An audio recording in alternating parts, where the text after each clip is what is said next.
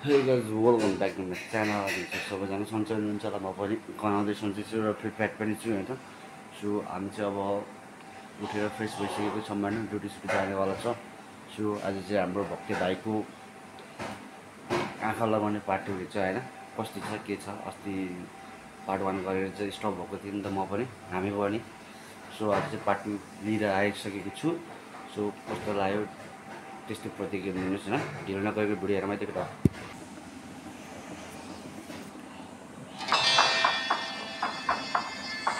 भक्ति ओइ यता हेर्न, बेसी रक्सी नाखा, बढिन्छो बढिनाम याद गरेछो। मैले कुराहरू निकै सुन्दैछु। बढीहरूलाई आँखा लगाइबस्छ अरे जो पाए त्यसँग। किन चाहिँ आँखा लागेको त हौडेमा? आँखा नलगा त किन बाँच्नु यत्रो यत्रो कुरामा? मान्छे आउँछ जान्छ, घरको ठाउँ आउँछ नि। अन्त आँखा त्यसो नलाउनु त, कहिले राम्रोसँग माया गरेर राख्न बुढीलाई त। बुढी भने त घरको लक्ष्मी भयो त, बेसी पिर नदेन। तेरो बुढीले पनि त उता आफ्नो परिवार छोडेर तँसँग गडी खान्छु भनेर आएको। घर जस्तै सुकै होस्, अशान्तिले बनिँदैन त। अन्त केले एक्टिङ चाहिँ डेन्जर रे, हाम्रो भक्तिको चाहिँ खतरा। कलुवारे भक्ति देखाएको छ है। बनिन्छ दाजु? ए मलाई थाहा छ, घर काठले बनिन्छ, च्यादरले मार्तोल काटिले बनिन्छ होइन, थाहा छ मलाई। त्यो कुरा गरेको होइन मैले। घर भन्ने कुरा मायाले बनिन्छ भनेको, मायाले। भोलि दिन तेरो नानी हुन्ला, नानीले पनि त्यही सिक्दै जान्ला।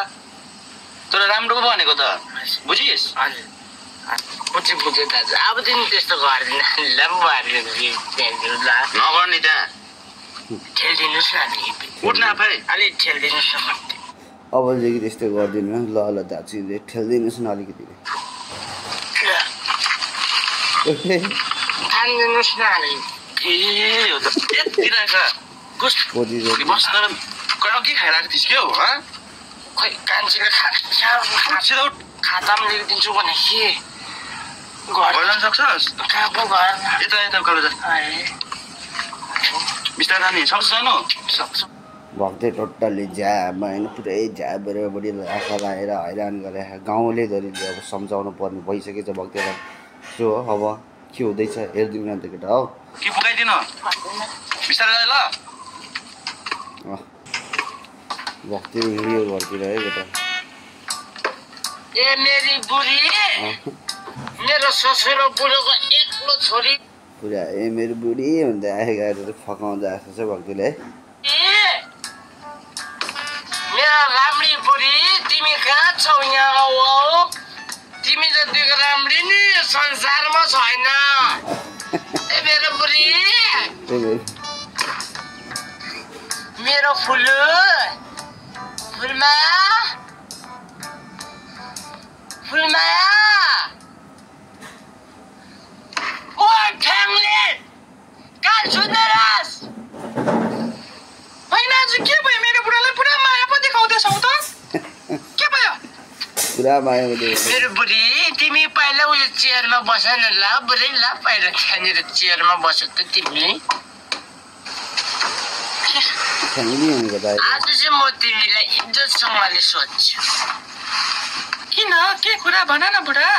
ओइ होइन, तपाईँ भन्छु तपाईँलाई इज्जतसँगले। तपाईँको के चक्कर चल्दैछ काइलासँग मलाई भन्नुहोस् त। काइलाले तपाईँ तरफ बहुत माया जताउँदै थियो त।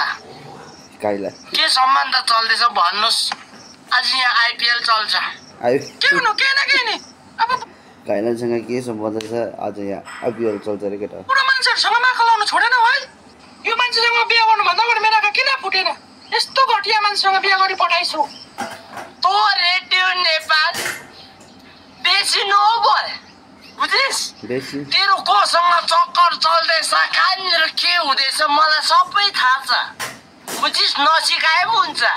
बाघलाई स्याल खानु नसिका, बुझिस् होइन? दिनरात रक्सी खाएर आएर दुनियाँसँग आँखा लाउँछ। थुक्क मेरो बुढाको कति मर्नु नि बरु कालले बिर्सेको मरत। ओए ब्याट्री बिनाको टर्च लाइट बेसी नबोल है, अहिले स्विच अफ पारिदिन्छु। मेरो चाहिँ मन छैन। गरी जनताले आउँछ, घाँस काट्नु भाउजू साथी जाउँ न भन्छ, गरी चित्र अचार पुऱ्याउनु आउँछ, गरी पल्लो गाउँ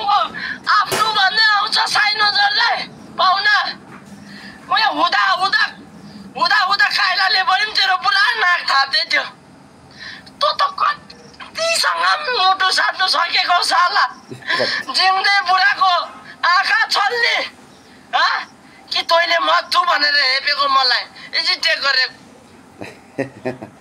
जिउँदै बुढोको आँखा छिल्ने तैँले मलाई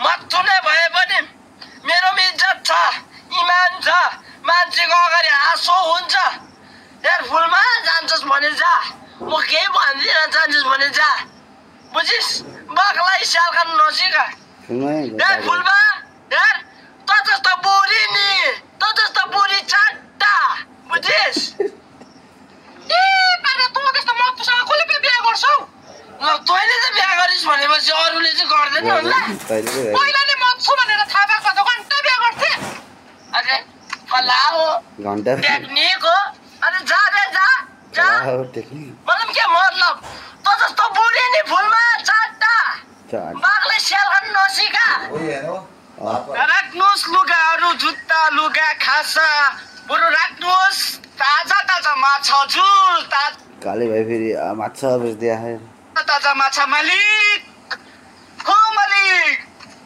राख्नुहोस् जुत्ता लुगा खासा बरु राख्नुहोस् ताजा ताजा माछा हजुर को हुनुहुन्छ हजुर घरमा निक्लिनुहोस् दाजु मालिक ए भैया मरिस कस्तो कस्तो माछा छ देखाउनु त मागुर माछा दिदी 200 रुपियाँ गोटा राखिहाल्नुहोस् दिदी यो माछाको टाउकोमा हुन्छ गिदी त्यसैले राखिहाल्नुहोस् दिदी राख्नु त राख्नु तर पहिला माछा पेर माछाको टाउकोमा हुन्छ गिदी राखिहाल्नुहोस् दिदी पर्दैन राख्नु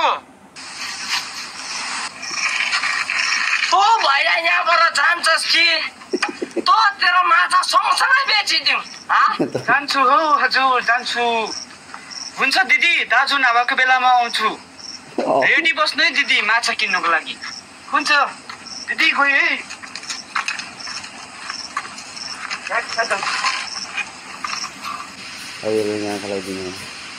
ओए फुलमा दाजु नभएको बेला आउँछु ल के भनेर त्यो रेडी बस्नु ल भन्नु चाहिँ के खोजेको तेरो प्यारो भइहाल्ने त्यो माछै बेच्नु आएको कि तँलाई भेट्नु आएको अलिक म त अलिक नो सेन्स त बुझिन त मैले त दाजु नभएको बेला आउँछु ल अरे के रेडी बस्छस् त ओए आइकल खेल्ने फेरि सुरु भयो मान्छे भैया पो त भैयासँग माखा लाउँछौ बिचारा भैया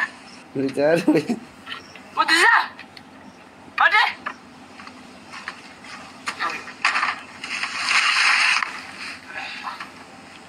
साला अहिलेसम्म मलाई बिचारा नभनेकोले चाहिँ भैयालाई बिचारा के को बिचारा तिम्रो बेउरा बिचारा भन्नेलाई कुनु पर्यो नि कुन्ने भैयासँग पनि केही सम्बन्ध त छ जस्तो त मलाई लाग्दैछ अस्ति पनि चित्र बेच्दै आएको थियो यो भैया भाउजू दिदी दिदी भन्दै साला गाउँकोसँग त लागिस् अब हुँदा त्यो कालो न कालो देख्दै नदेख्ने भैयासँग पनि भइस् बिचारा भैया है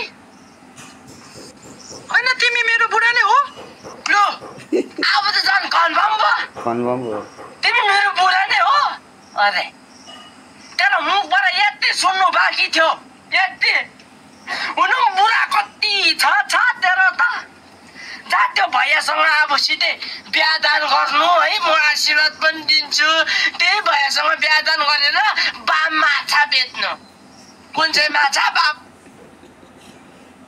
त्यही भैयासँग बिहा गरेर बाम माछा बेच्नु केटा हो माछा बेच्नु ल तिमी मेरो बुढा नै हो पर्यो मलाई त साला सित्रा बेच्नु अब भैयासँग पुरा चिन्नु पनि छोडिस् अब त अति नै भयो कति सहनु 4 वर्ष भयो सहेर बसेको बिहा गर्छु गर्नु नि बिहा 4 जना बिहा गरेर बस्छ कि 10 जना बिहा गरेर बस्छ मलाई के को मतलब हुँदा भैयासँग माखा लाउनु थाल्यो होइन यस्तै पाराले म चल्दिन्छु जान्छु र भक्तको बुढी चाहिँ चल्दिने रह्यो अब चाहिँ अति भइसक्यो चाहिँ हेर्दिरा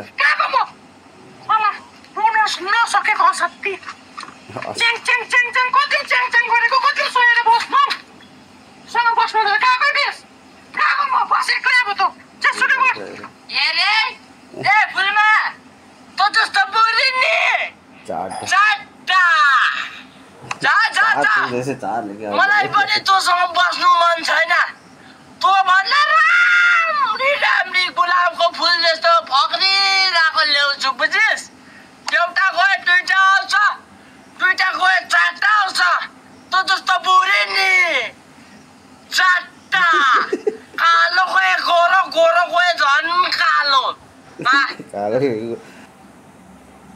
आफ्टर 3 महिनाको ओए पछि त्यो बल्लो गएको प्रवीण छ नि आमा बिहा गरेर त कम्ता सुतेर गएन त पहिला त केही थिएन अहिले धेरै बिहा गरेर त्यो बुहारी बिहा गरेर त गाडी किन्यो घर बनायो बिल्डिङ बनायो गरे त्यसले त बिहा गरेर त्यो बुहारी अनि सानो बाटी छ अनि मान्छेसँग कसरी बोल्नुपर्ने हाउभाउ डल्लै याद छ अनि त्यति म्याच छ नि तँलाई त्यो बुहारी खोइ अनि एउटा भने नै छ त अनि के अरे त्यो हरेक कामयाब मान्छेको पछाडि नै केटी घात हुन्छ भनेर हुनु त हो है हो अन्त एउटा कुरा थाहा छ तँलाई के त्यो बुहारी त अन्त अर्का बुढी पो भन्ने सुनेको थियो त मैले त हो त अनि त्यो माथिल्लो गाउँको भोटाखेतीको भक्ति छ नि भक्तिको बुढी त्यसले त्यो भक्तिले नजानेको नि मातेर जहिले पनि आँखा लाउने चोपातीसँग आँखा लाउने त्यत्रो सहेर त्यो बुढी त 4 वर्ष बसेको पो त हौ बिचारा है अनि त्यो भक्तिले नजानेको रहेछ नि खास त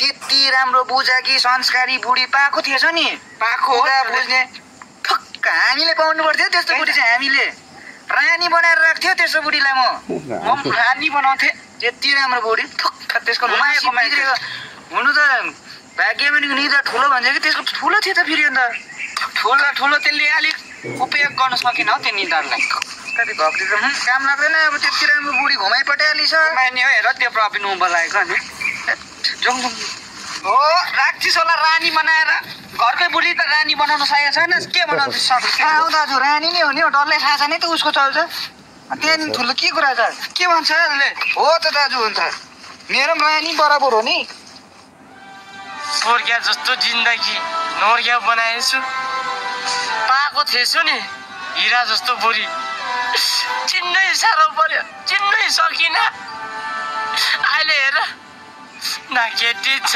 न केटीले मन पराउँछ न कुनै केटीले हेर्छ भन्दिस् नि चार बुढी सुनि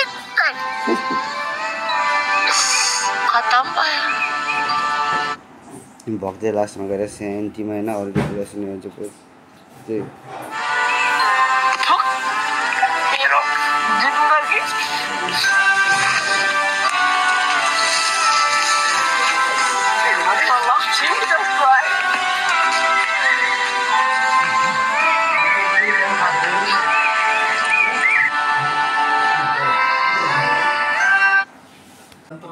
सो यस्तो हुन्छ केटा होइन त्यही भएर छँदै सबले इज्जत दिनुहोस् होला पछि गएर रिग्रेट हुनुभन्दा आफूले मान्छे चिन्नु होला होइन यो भिडियोले चाहिँ अब सजेसन जस्ट भिडियो इन्टरटेनमेन्टको लागि मात्रै होइन सजेसन धेरै कुराहरू यस्तो पनि भइरहेको छ हाम्रो समाजमा होइन त्यो कुराहरू चाहिँ हामीले एक्सेप्ट गर्न सक्नुपर्छ सो यदि भन्दै आजको भिडियोबाट बिदा गर्न चाहन्छु हवस् त धन्यवाद।